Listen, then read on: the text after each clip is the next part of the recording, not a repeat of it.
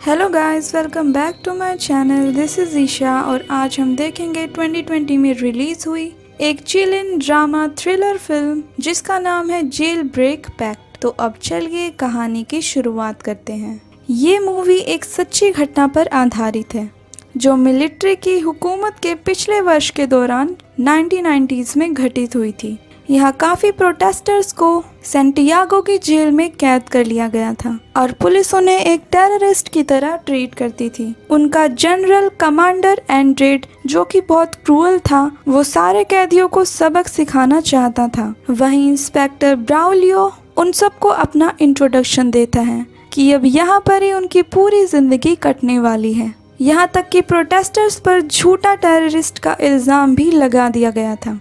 Inspector बताते हैं कि उन पर 2400 घंटे नजर रखी जाएगी और अगर किसी ने कोई भी होशियारी करने की कोशिश की तो उसे उसी वक्त मार दिया जाएगा। 5 प्रोटेस्टर्स का ग्रुप, जिनका लीडर लियान भी कैदियों में से एक था, और ये सब जेल से भागने का प्लान बना रहे थे। आज वही दिन था जब सब अपनी सेल चुनने वाले थे और यहीं से ही उनके प्लान की शुरुआत हो चुकी थी। लियान जल्दी से 2nd फ्लोर पर जाता है ताकि प्लान के मुताबिक वो नंबर 50 सेल को ले सके। ये सेल एक टनल से जुड़ी हुई थी। वहाँ पहुँचने पर वो देखता है कि सेल नंबर 50 पहले ही किसी ने ले चुकी थी, तो लियान 51 सेल में चला जाता है। इस छोटी सी गलती की वजह से उसका प्लान बदल चुका था, पर उन सब के पास चिंता करने के लिए और भी चीजें थी। प्रिजनर्स अपनी नई जिंदगी में सेटल हो गए थे। सबकी अपनी अपनी हॉबीज थी, जैसे कि car painting, cooking, singing etcetera. इसी बीच ब्रेक टाइम में लियान, राफेल और जर्मन प्लान के बारे में डिस्कस कर रहे थे। लियान पेशे से एक आर्किटेक्ट था और इस मिशन का मास्टरमाइंड भी। वो जानता था कि दीवार के दूसरी तरफ एक रिवर है जो पाल्म ट्री से घिरा हुआ है और वे अपने कदमों से टनल का डिस्टेंस कैलकुलेट कर रहे थे, जिसका मतलब उन्हें कुल 70 मीटर की सुरंग खोदनी होगी और एक लंबी टनल बनाने के लिए उन्हें 60 टन मिट्टी को वहां से हटाना होगा। पर दिक्कत ये थी कि वे इस मिट्टी को गार्ड्स के होते हुए कहाँ छिपाएंगे। जब वे तीनों अपना प्लान डिस्कस कर रहे थे तो एक दूसरा प्रिजनर पेंटो उन्हें देख रहा होता है। बाद में वो राफेल के पास आकर कहता है कि वो भी उनके प्लान में शामिल होना चाहता है। राफेल उस पर भरोसा कर लेता है और उसे अपने ग्रुप में शामिल कर लेता है। अगले सीन में वे सब नीचे की सेल में होते हैं जहाँ से वो टनल की ओपनिंग करने वाले थे। उन्हें दीवार में एक होल बनाने की जरूरत थी ताकि वहाँ वो एक ब्लॉक बना सके, ताकि जब वे काम ना कर रहे हो तो उस ब्लॉक से वो दीवार को कवर कर सके। वही लियान मिट्टी को छुपाने के लिए कोई बेहतर जगह ढूंढ रहा था। एक गिटारिस्ट को पता चल चुका था और वो लियान को एक स्क्रू ड्राइवर देता है। इसी के बाद गिटारिस्ट भी प्लान में शामिल हो गया था। स्क्रू ड्राइवर की मदद से लियान सीलिंग में एक स्क्वायर होल करने की कोशिश कर रहा था। लियान जल्द से जल्द इसे पूरा करना चाहता था। वहीं गिटारिस्ट बाहर गाना गा रहा था ताकि खुदाई की आवाज बाहर ना आ पाए। कुछ ही पलों में सीमेंट के 2 ब्लॉक सीलिंग से गिर जाते हैं। लियान जल्द ही ग्रुप के दूसरे मेंबर्स को कुछ अंडे और लाइम लाने को कहता है ताकि उनसे मिक्सचर बनाकर एक ब्लॉक बनाएं जिससे होल कवर किया जा सके। टीम मेंबर्स अपने काम में लग जाते हैं, बट तभी गिटारिस्ट एक स्पेसिफिक सॉन्ग गाने लगता है जिससे सबको पता चल जाता है कि गार्ड्स सरप्राइज चेक के लिए आ गए हैं। लियान होल को चेक करता है और बहुत खुश हो जाता है क्योंकि अब उनके पास मिट्टी छिपाने के लिए काफी जगह थी। इसके बाद वो कुछ ही वक्त में एक ब्लॉक बना देते हैं और उसे एक वुमन के पोस्टर से कवर कर देते हैं। जब गार्ड्स रूम चेक करते हैं तो वे पोस्टर पर इतना ध्यान नहीं देते। उनमें से एक गार्ड पोस्टर हटाने की कोशिश करता है बट वो रुक जाता है और अब प्रिजनर्स को जेल में रहते हुए 34 दिन बीत चुके थे। आज विजिटर्स डे था जहां प्रिजनर से मिलने उनके रिलेटिव्स वहां पहुंच चुके थे। राफेल अपनी वाइफ के साथ टाइम स्पेंड करता है पर उनमें झगड़ा होने लगता है क्योंकि राफेल की वाइफ बच्चे को अपने साथ नहीं लाई थी। मीटिंग के बाद ग्रुप एक बेटर ब्लॉक बनाने की कोशिश कर रहे थे। वे एक लकड़ी का ब्लॉक बनाते हैं। ब्लॉक रेडी हो जाने के बाद वे सुरंग बनाना शुरू कर देते हैं। पूरी सेल सीमेंट के टुकड़ों से भर गई थी। तभी उन्हें पता चलता है कि इंस्पेक्टर सेल चेक करने आ रहे हैं। वे जल्दी जल्दी से सेल साफ कर देते हैं और काम करने का नाटक करने लगते हैं। वैसे भी गार्ड उन पर ज्यादा ध्यान नहीं देता और वहां से चला जाता है। गार्ड्स के जाते ही लियान सेफ्टी के लिए रेडियो ऑन कर देता है और सुरंग खोदना शुरू कर देता है। जब वो होल बड़ा हो जाता है तो वे ब्लॉक को उसके अंदर डाल देते हैं। फिर वे दीवार के टूटे हुए मलबों को बैग में भरकर सेल नंबर 51 में ले जाने लगते हैं और सीलिंग पर बैग्स छिपा देते हैं ताकि गार्ड्स को कभी पता ही ना चले। और कुछ दिनों तक ऐसे ही चलता रहा। गिटारिस्ट हमेशा सेल के बाहर लोगों पर नजर रखता था और अंदर सब बारी बारी से टनल की खुदाई कर रहे थे। दीवारों का मलबा हमेशा अलग बैग्स और अलग दिन सेल नंबर 51 में ले जाया जाता था और जाकर सीलिंग में उन्हें फेंक दिया जाता था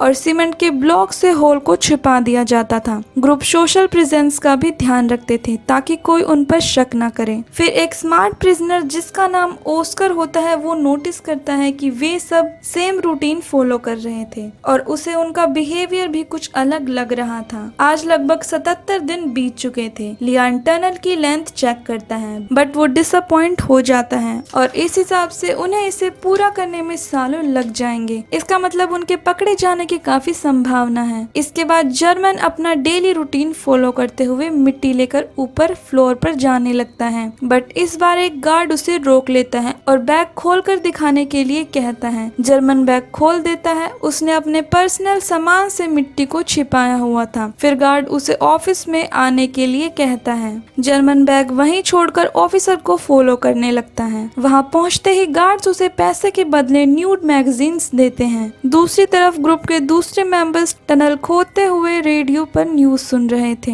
उन्हें पता चलता है कि चिली के लोगों ने अब तानाशाह को पूरी तरह से हटा दिया था और अब देश में लोकतंत्र की शुरुआत होने वाली थी। पर ये उनके लिए अच्छी खबर नहीं थी क्योंकि वे डेमोक्रेसी पर यकीन नहीं करते थे। न्यूज के मुताबिक अगर वे हार्ड वर्क करेंगे तभी वो बाहर जा पाएंगे। डे 86 पर लियान प्रिजनर्स को इकट्ठा करता है जिन्हें जल्द ही फांसी होने वाली थी। लियान उन्हें टनल दिखाता है और उन्हें अपना प्लान बताता है। वे ग्रुप लियान की मदद करने का डिसाइड करते हैं और लियान की टीम में शामिल हो जाते हैं। रात को काम करना खतरे से खाली नहीं था तो वे 2 घंटों की शिफ्ट करते हैं जहां हर एक पर्सन 2 घंटे खुदाई करेगा। वे छोटी से छोटी चीजों का ध्यान रखते थे ताकि वे पकड़े न जाएं। जैसे अपनी 2 घंटों की शिफ्ट के बाद अपने हाथों और शरीर को अच्छे से साफ करना। उनमें से कुछ बाहर रहकर गार्ड्स पर नजर रखते थे। अब वे ग्राउंड फ्लोर से लेकर फर्स्ट फ्लोर तक एक और गड्ढा खोद देते हैं ताकि वे यहीं से मिट्टी ट्रांसफर कर सकें क्योंकि सीढ़ियों के थ्रू ये काम करना बहुत खतरनाक था।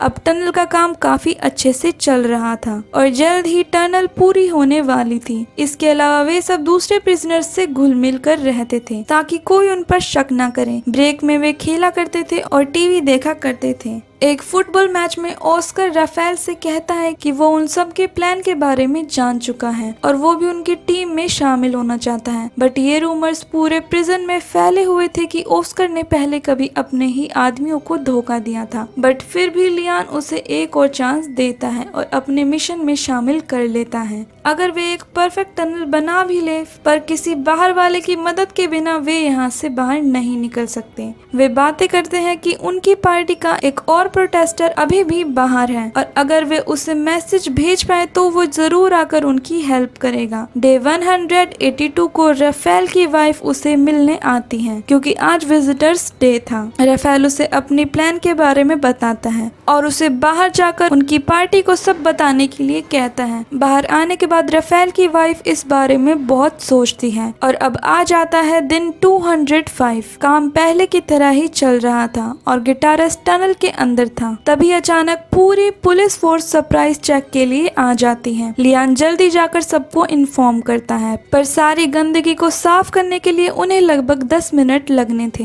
इसी बीच गिटारिस्ट को भी बाहर निकलना था। जब कुछ लोग उसकी मदद कर रहे थे तो दूसरे लोग जाकर पुलिस को रोकते हैं। राफेल पुलिस की इंसल्ट करता है और दोनों पार्टीज में झगड़ा होने लगता है। इससे गिटारिस्ट को टाइम मिल जाता है और वो बाहर से होल को बंद कर देता है। जब वो डोर ओपन करता है तो देखता है कि पुलिस ने प्रिजनर्स को हरा दिया था और उन्हें बाहर ले जाया गया था। कमांडर एंड्रेड ने सारे प्रिजनर्स को बिना कपड़ों के गर्मी में मरने के लिए छोड़ दिया था। ये एक तरह से उन सब के लिए सजा थी। वहीं दूसरी तरफ तरफ राफेल की वाइफ पार्टी के हेडक्वार्टर्स जाती हैं। वे कहते हैं कि वे उनकी मदद नहीं कर सकते क्योंकि इस वक्त वे अपने ही प्रॉब्लम्स में उलझे हुए हैं। हालांकि वो हार नहीं मानती और दूसरे प्लान के बारे में सोचने लगती है। अगले दिन वो लियान के फादर, जर्मन की वाइफ और राफेल के फ्रेंड से मिलने चर्च चली जाती हैं और उन सबको प्लान के बारे में बता देती हैं। वे सब उनकी हेल्प करने के लिए मान जाते हैं। सीन कट होकर आता है दिन 392 पर, जहां एक आदमी टनल में काम करते हुए बेहोश हो जाता है। तभी उसके फ्रेंड उसे बाहर निकाल लेते हैं और अब टनल बहुत गहरी हो चुकी थी और उसमें सांस लेना भी मुश्किल हो गया था। इस दिक्कत को सुलझाने के लिए वे अपने साथ एक कारपेंटर को शामिल कर लेते हैं। कारपेंटर एक फैन जैसा स्ट्रक्चर बनाता है जिससे वो टनल के अंदर ऑक्सीजन भेज पा रहे थे। फिर हम इंट्रोड्यूस होते हैं एक दूसरे प्रिजनर बिगोता से। उसे कमांडर ने बुलाया था। वे उसे एक सिगरेट का पैकेट देते हैं और उसके बदले वो उसे हर एक प्रिजनर पर नजर रखने के लिए कहते हैं। इसके बाद राफेल पता कर लेता है कि टनल अब प्रिजन बॉर्डर को पार कर चुकी है। वो ग्राउंड में एक होल कर देता है और वहाँ से एक पिंक लिक्विड पास कर देता है जिसकी मदद से राफेल का फ्रेंड उनकी भागने में मदद कर सकता था। अगले विजिटर डे पर लियान के फादर आकर रिवील करते हैं कि वो लिक्विड अभी भी टनल के एंड से 40 मीटर दूर है। दिन 558 पर सिटी में अर्थक्वेक आ जाता है। लियान जो कि बाहर होता है वो जल्दी से टनल में फंसे हुए आदमी को बचाने जाता है। खुशकिस्मती से कोई भी इंजर्ड नहीं हुआ था और न ही टनल ब्लॉक्ड हुई थी। इसी बीच लियान की दोस्ती एक डिसेबल प्रिजनर से हो जाती है। लियान उसे जेल से भागने का प्लान बताता है और उसे ज्वाइन करने के लिए कहता है, बट वो प्रिजनर मना कर देता है क्योंकि उसने अपनी जिंदगी से आस छोड़ दी थी और वो टनल में रेंग कर भी नहीं जा सकता था। एंड आज वो दिन आ जाता है तब वे जेल से भागने वाले थे। तभी सारे प्रिजनर को टीवी रूम में दिखाया जाता है जो अपना वीकली नाइट शो देख रहे थे। तभी एक के बाद एक प्रिजनर वहाँ से जाने लगता है। कोई उन पर शक भी नहीं करता क्योंकि शो इंटरेस्टिंग नहीं था। वही लियान टनल की ओपनिंग पर चेक करता है कि सब प्रिजनर आ चुके हैं। वे कुल 50 प्रिजनर थे,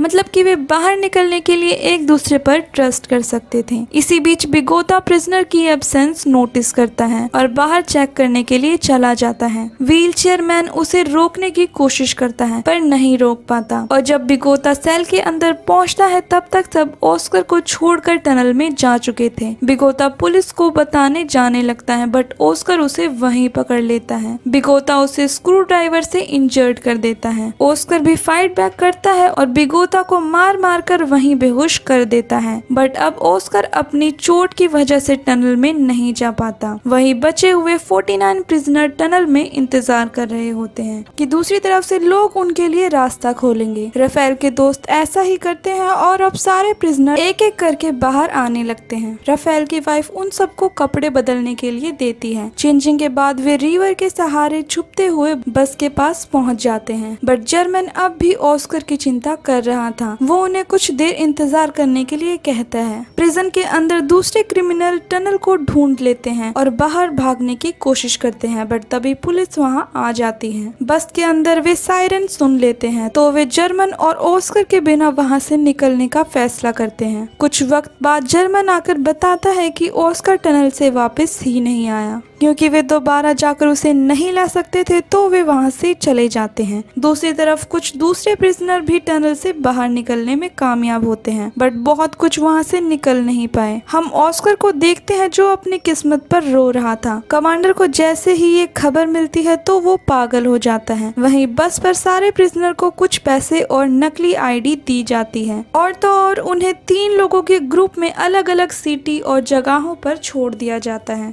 कहानी के आखिर में लियान राफेल को गुड बाय विश करता है और अपनी नई जिंदगी शुरू करने के लिए निकल पड़ता है। गाइस, कहानी यहीं खत्म हो जाती है कि लगभग 18 महीने खुदाई करने के बाद कैसे 49 प्रिजनर एक हेवीली गार्डेड जेल से भाग गए थे। मूवी यहीं खत्म हो जाती है और आपको ये मूवी कैसी लगी write down in the comment section. तो अब मिलते हैं अगली वीडियो में, तब तक के लिए just wait and take care.